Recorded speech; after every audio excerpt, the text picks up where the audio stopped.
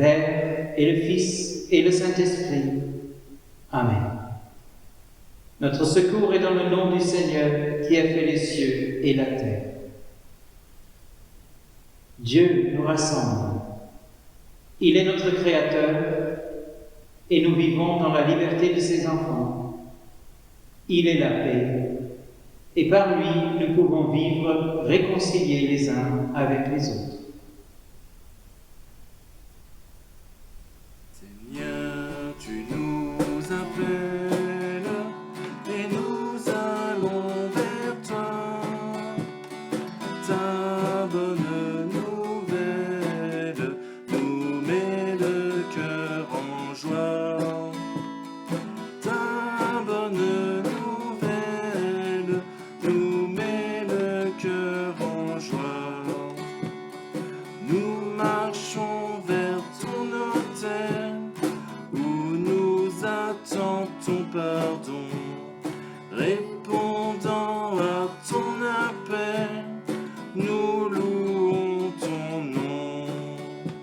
Seigneur, tu nous appelles et nous allons vers toi. Ta bonne nouvelle nous met le cœur en joie. Ta bonne nouvelle nous met le cœur en joie. Le long des heures et des jours, nous vivons bien loin de toi. Donne-nous, Seigneur, l'amour, donne-nous la joie. Seigneur, tu nous appelles et nous allons vers toi. Ta bonne nouvelle nous met le cœur en joie. Ta bonne nouvelle nous met le cœur en joie. Donne-nous de partager la foi qui est dans nos cœurs et fais-nous par ta bonté devenir meilleurs. Seigneur, tu nous appelles et nous allons vers toi. Ta bonne nouvelle nous met le cœur en joie. Ta bonne nouvelle nous met le cœur en joie. Ta bonne nouvelle nous met le cœur en joie. Le Seigneur parle et convoque la terre, du soleil levant jusqu'au soleil couchant. Alléluia. Qu'il vienne notre Dieu, qu'il rompe son silence. Devant lui est un feu dévorant. Il convoque le ciel et la terre. Il adresse à son peuple son jugement. Assemblez devant moi mes fidèles. Faites venir ceux qui se sont engagés envers moi. Les cieux proclament sa justice. Le juge, c'est Dieu. Offre à Dieu la louange comme sacrifice. Accomplis tes promesses envers le Très-Haut. Appelle-moi au jour de détresse. Je te délivrerai et tu me rendras gloire. Qui offre la louange comme sacrifice me glorifie. Il prend le chemin où je lui ferai voir le salut de Dieu. Le Seigneur parle et convoque la terre, du soleil levant jusqu'au soleil couchant. Alléluia. Je louerai l'Éternel de tout mon cœur. Je raconterai toutes tes merveilles. Je chanterai ton nom. Je louerai l'Éternel de tout mon cœur. Je ferai de toi le sujet de ma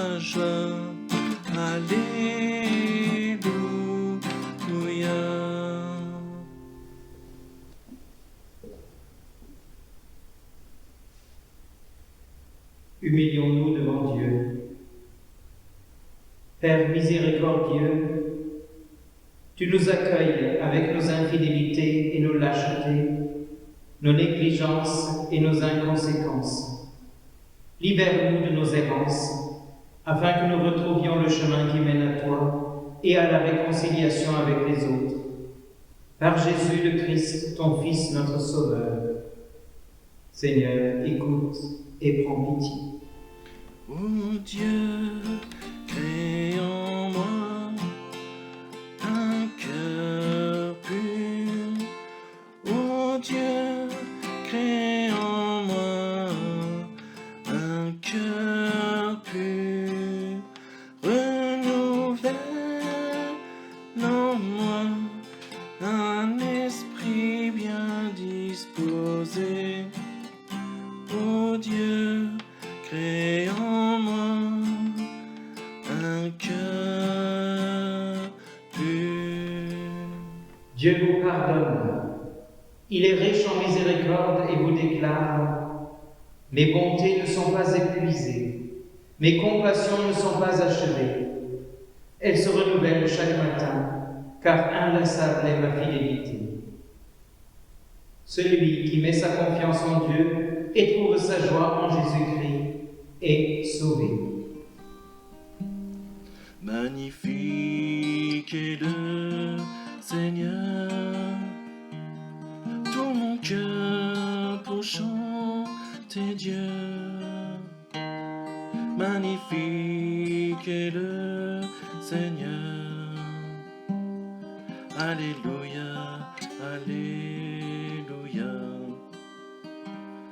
Que puissance, honneur et gloire reviennent au Dieu trois fois saint, aujourd'hui et à jamais. Alléluia, Alléluia.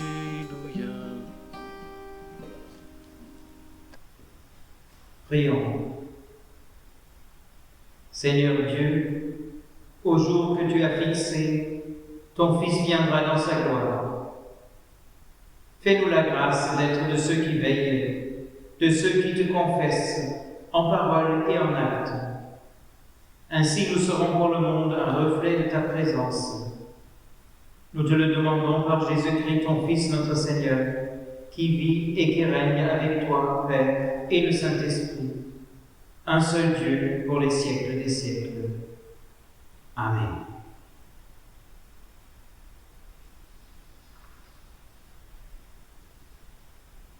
La première lecture pour l'avant-dernier dimanche de l'année liturgique dans le livre de Job au 14e chapitre.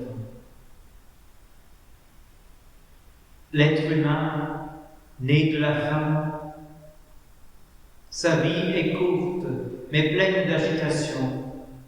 Il pousse comme une fleur, puis il se flétrit. Il s'enfuit comme une ombre sans résister. Pourtant, c'est sur lui que tu as l'œil ouvert, et tu me fais aller en justice avec toi. Qui fera sortir le pur de l'impur? Personne. Si les jours de l'homme sont fixés, si tu as déterminé le nombre de ses mois, si tu en as marqué les limites qu'il ne peut franchir, détourne les regards de lui et accorde-lui le répit pour qu'il ait au moins la joie du salarié à la fin de sa journée. Si seulement tu voulais me cacher dans le séjour des morts, m'y tenir à l'abri jusqu'à ce que ta colère soit passée, tu me fixerais un délai, puis tu te souviendrais de moi. Tu appellerais et moi je te répondrais. Ton désir serait résolument tourné vers ta créature. Alors que maintenant tu comptes mes pas, tu n'aurais plus l'œil sur mes péchés. Tu enfermerais ma transgression dans un sac et tu blanchirais ma faute.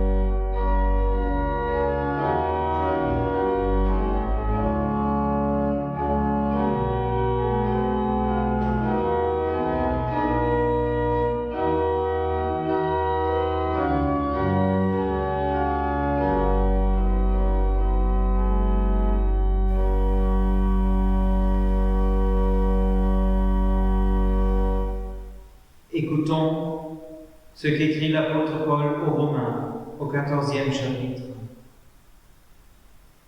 En effet, aucun de nous ne vit pour lui-même, et aucun ne meurt pour lui-même.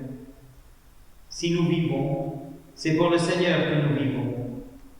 Et si nous mourons, c'est pour le Seigneur que nous mourons. Ainsi, soit que nous vivions, soit que nous mourions, nous appartenons au Seigneur. En effet, Christ est mort et il est ressuscité.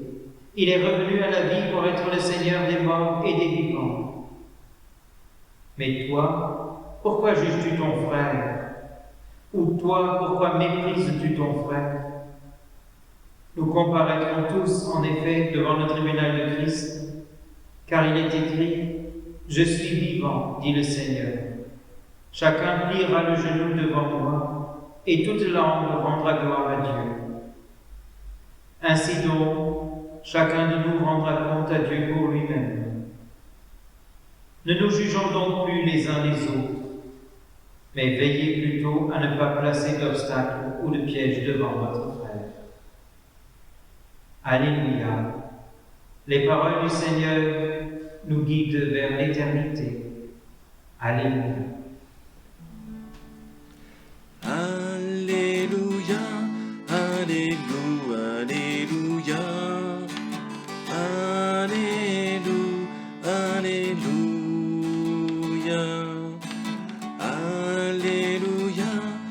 Alléluia, Alléluia,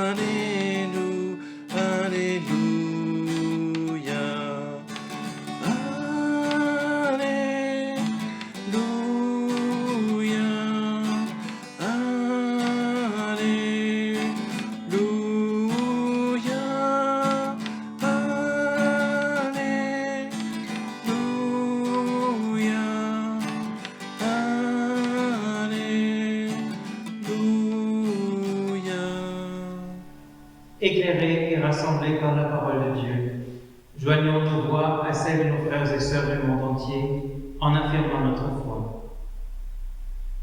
Je crois en Dieu, le Père Tout-Puissant, Créateur du ciel et de la terre. Je crois en Jésus-Christ, son Fils unique, notre Seigneur, qui a été conçu du Saint-Esprit et qui est né de la Vierge Marie. Il a souffert sous Ponce Pilate. Il a été crucifié. Il est mort. Il a été enseveli. Il est descendu aux enfers. Le troisième jour, il est ressuscité des morts. Il est monté au ciel. Il est assis à la droite de Dieu, le Père Tout-Puissant, et il viendra de là pour juger les vivants et les morts. Je crois au Saint-Esprit, la Sainte Église universelle, la communion des saints, la rémission des péchés, la résurrection de la chair et la vie éternelle. Amen.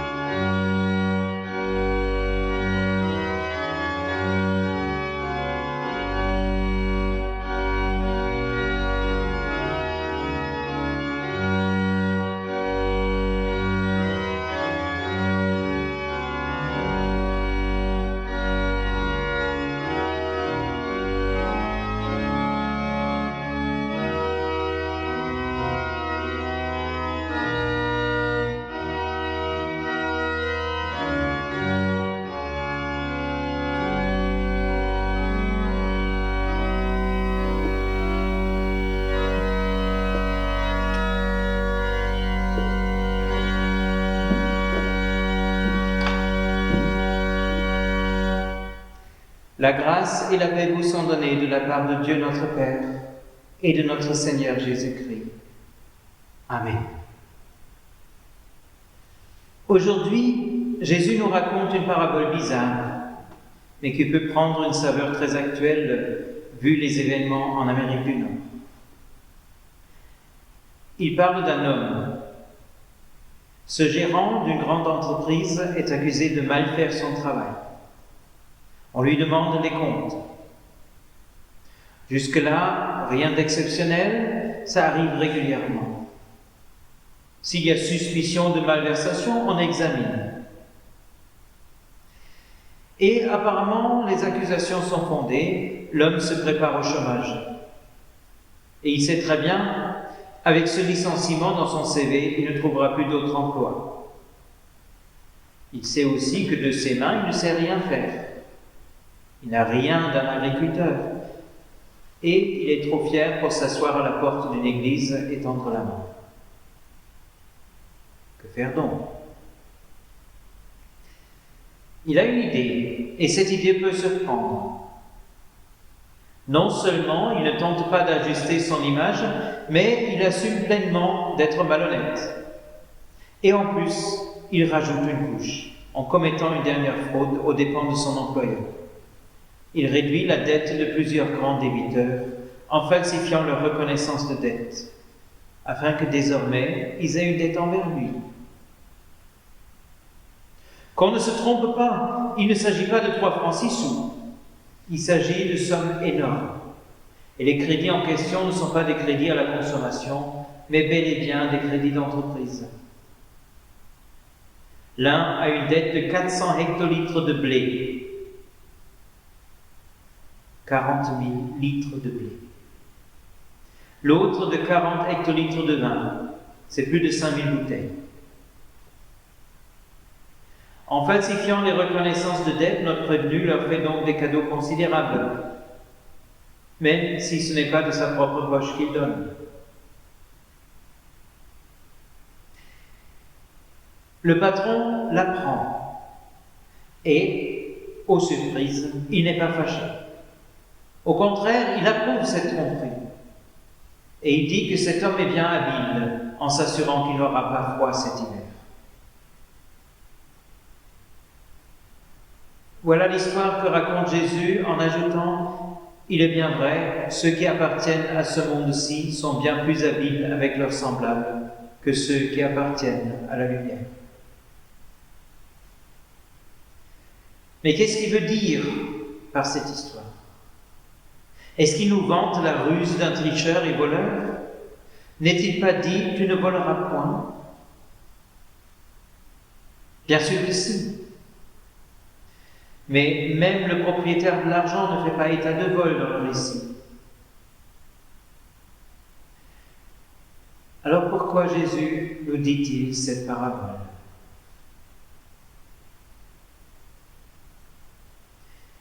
La clé de lecture est peut-être la remarque qui suit. Faites-vous donc des amis avec le mammon injuste, afin que, quand il fera défaut, vous trouviez accueil dans les tentes éternelles. Le thème serait alors « Que faire de l'argent que nous avons ?» Et par extension, que faire de ce que nous possédons? Peut-être pas en argent, mais en biens immatériels. Tout d'abord, me semble-t-il que Jésus nous rappelle que l'argent ne fait pas le bonheur.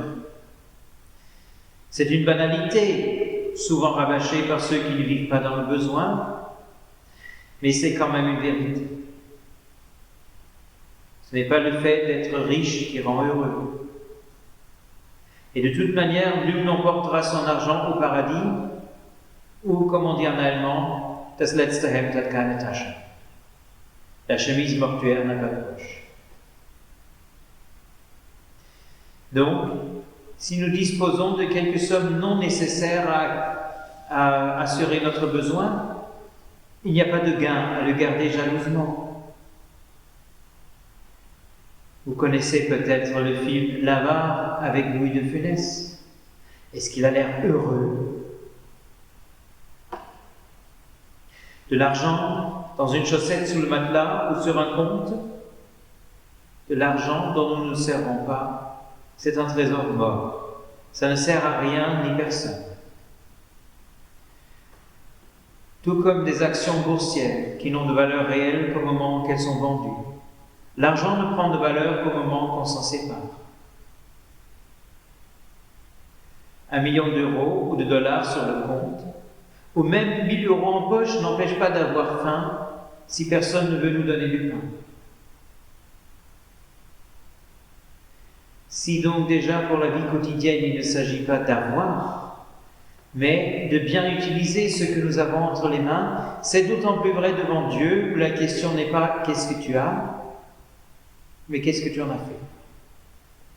Est-ce que tu l'as utilisé ou est-ce que tu l'as enterré dans ta volonté de posséder ? Et c'est là que le gérant de notre histoire nous apprend à vivre. Il ne dépense pas d'argent, mais par le pouvoir financier dont il dispose pour quelques jours encore, il allège la vie de 2 commerçants. Leurs dettes ne sont pas apurées, mais sensiblement diminuées. Et ils dormiront peut-être mieux cette nuit. La remise, même partielle, de dettes crée un bien-être. Est-ce que le gérant en profitera ? C'est l'avenir qui le montrera. Ce cadeau inopiné pour les débiteurs est, de la part du gérant, un investissement. C'est une action non boursière, mais dont le bénéfice appartient à l'avenir.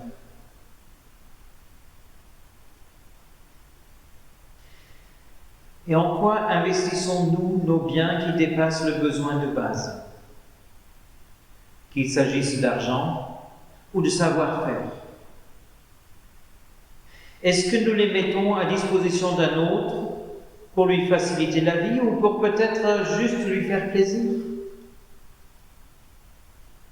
Ou est-ce que nous restons assis dessus en voulant garder tout pour nous ?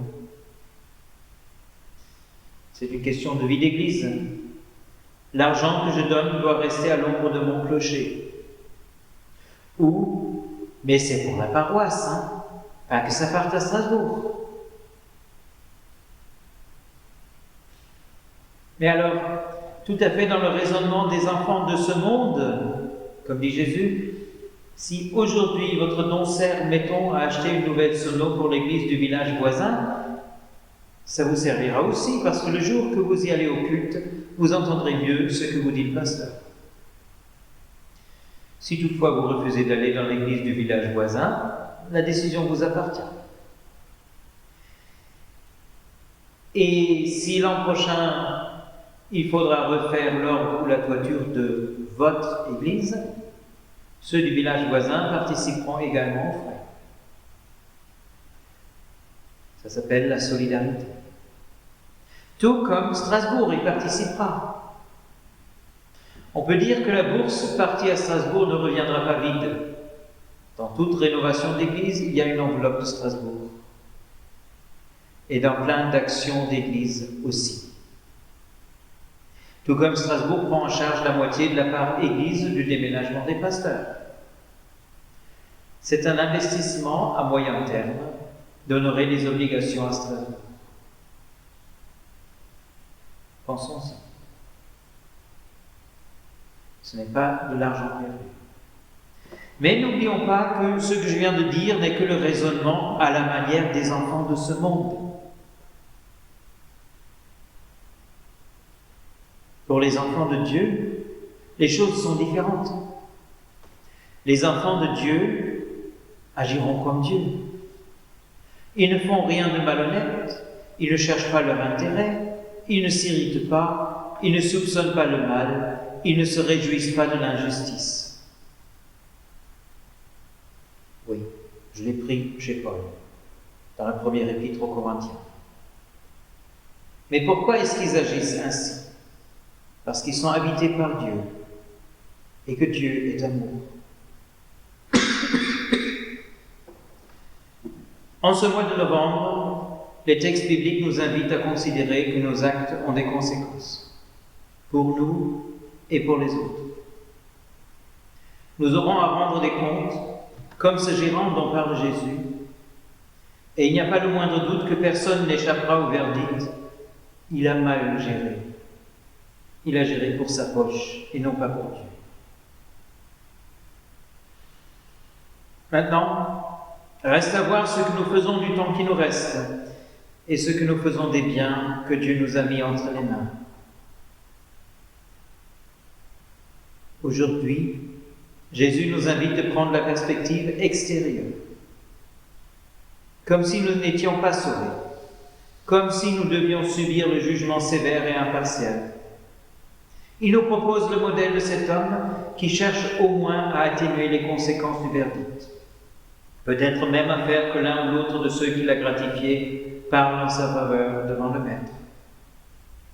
Et Jésus nous dit, voyez-vous, même les enfants de ce monde qui passera sont habiles. Ils savent utiliser l'argent et le bien matériel pour des fins utiles.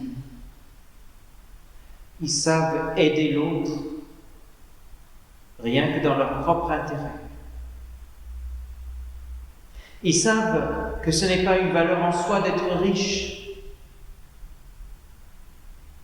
Et vous? Vous êtes des enfants de lumière, mais apprenez de ce modèle. Ne gardez pas pour vous ce qui vous est donné. Quand vous aidez un malade, ne demandez pas s'il est chrétien. Quand vous accueillez un homme qui demande votre aide, ne lui demandez pas sa nationalité. Faites du bien à tous, sans distinction. Ce ne sera pas pour rien. Ils vous le rendront quand vous en aurez besoin. Écoutons maintenant la parole telle que nous la transmet l'évangéliste Luc au 16e chapitre. Jésus dit aussi à ses disciples, un homme riche avait un intendant. On vint lui rapporter qu'il gaspillait ses biens. Il l'appela et lui dit, « Qu'est-ce que j'entends dire à ton sujet? Rends compte de ta gestion, car tu ne pourras plus gérer mes biens. » L'intendant se dit en lui-même, « Que vais-je faire, puisque mon maître m'enlève la gestion de ses biens? Travailler la terre? Je n'en ai pas la force. Mendier? J'en ai honte.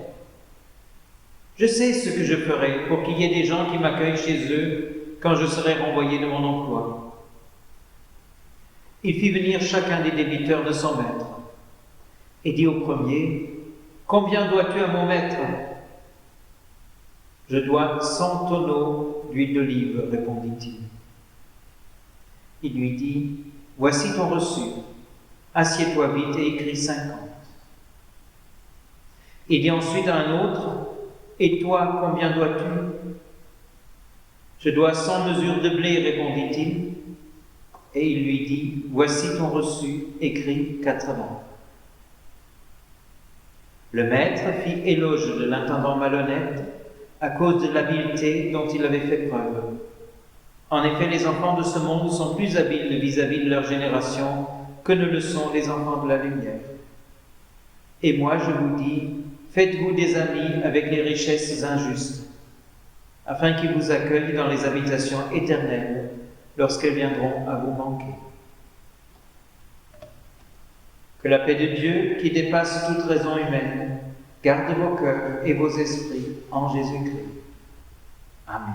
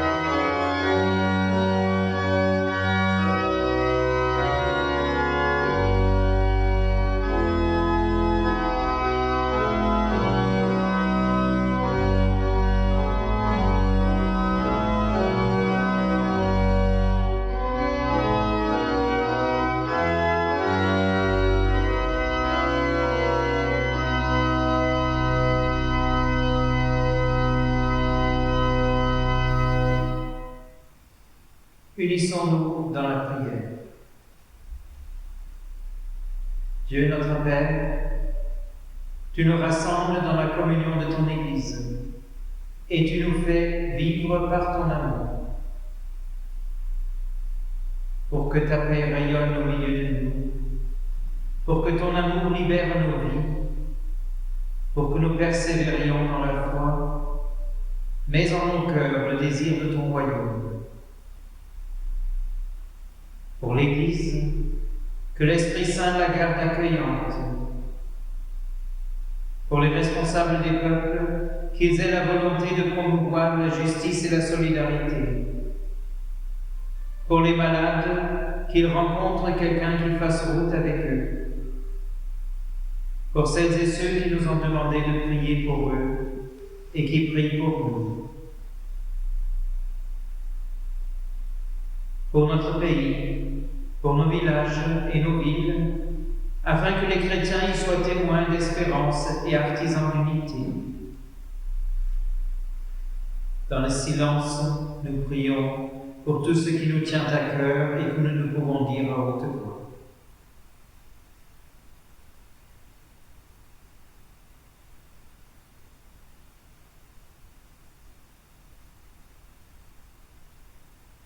Dieu notre Père, tu nous offres ton amour. Tu es béni pour les siècles des siècles. Amen.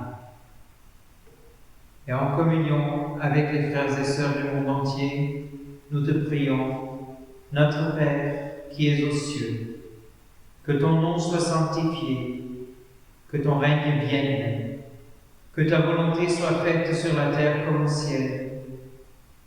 Donne-nous aujourd'hui notre pain de ce jour. Pardonne-nous nos offenses, comme nous pardonnons aussi à ceux qui nous ont offensés. Ne nous laisse pas entrer en tentation, mais délivre-nous du mal, car c'est à toi qu'appartiennent le règne, la puissance et la gloire, au siècle des siècles. Amen.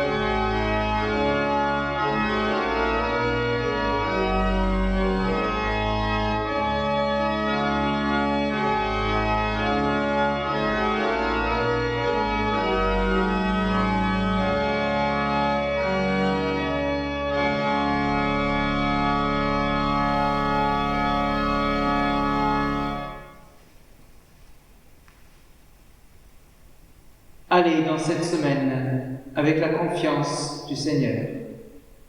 Allez dans la paix du Seigneur. Recevez la bénédiction de la part de Dieu. Que le Seigneur te bénisse et qu'il te garde. Que le Seigneur fasse luire sa face sur toi et qu'il t'accorde sa grâce.